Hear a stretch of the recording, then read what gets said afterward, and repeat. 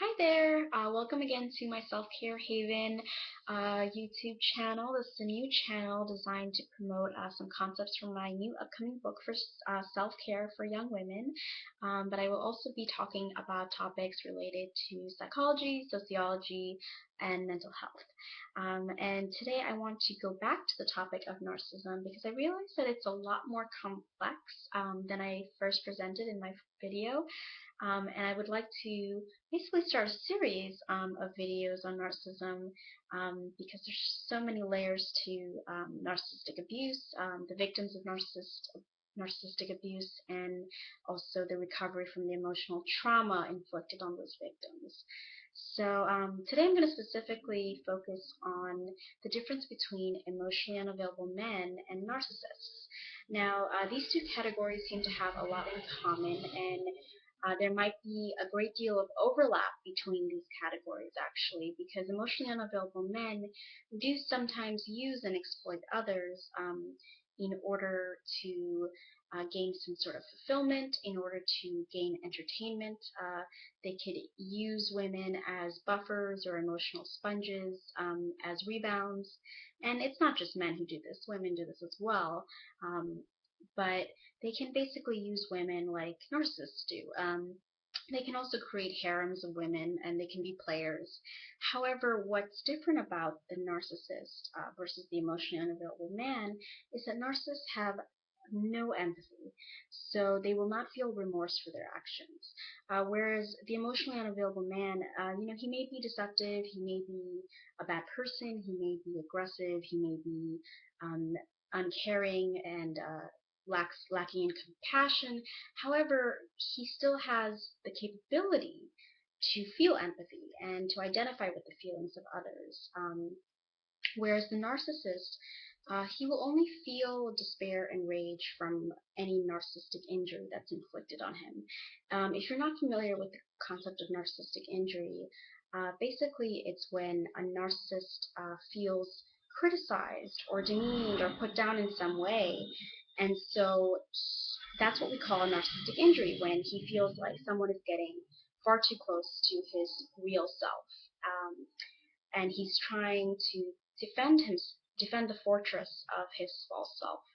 So the narcissist will definitely defend that fortress to the death, and he will use many techniques such as stonewalling, gaslighting, in order to accomplish that defense. Whereas the emotionally unavailable man, he may have similar tactics, but his tactics are a little bit less deliberate, a little bit less premeditated. They may even be unconscious. This emotionally unavailable man or woman can just be broken down by previous relationships and feel unable to really invest in new relationships. Um, so there's, many different types of emotionally unavailable people, just as there are many varieties of narcissists. We probably think of the narcissist as, the powerful CEOs of companies, the stockbrokers on Wall Street, but actually narcissists can come in a very different varieties and backgrounds. They can be in positions of power, or they could be rendered powerless by society.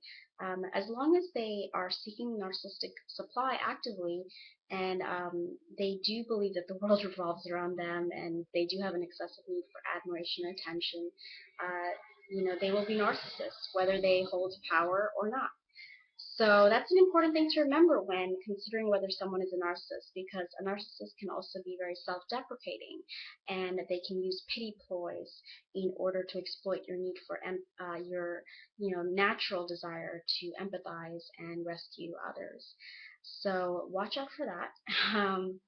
The narcissist will basically, use that in order to, during the idealization phase, to reel you in before devaluing you and eventually discarding you.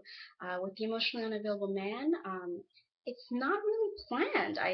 In my opinion, it's not really planned. It's more like the man or woman finds himself or herself unable to commit and unable to invest in a new relationship, and they actually might feel remorse for that. They might actually feel badly about hurting others in the process, whereas narcissists don't really feel bad at all. They just move on to their next supply. So If you're struggling to figure out whether you've been in a relationship with just an emotionally unavailable man or just a narcissist, well, not just narcissist, a narcissist, I recommend you doing more research and subscribing to his channel and learning more about the differences, as well as the similarities and the overlap, because there is a lot of similarities and overlap. However, we do want to stress that the lack of empathy is what characterizes a narcissist, and the construction of the false self versus the true self especially. So if you are interested in these topics and want to learn more, please subscribe to my channel, and I look forward to talking to you soon.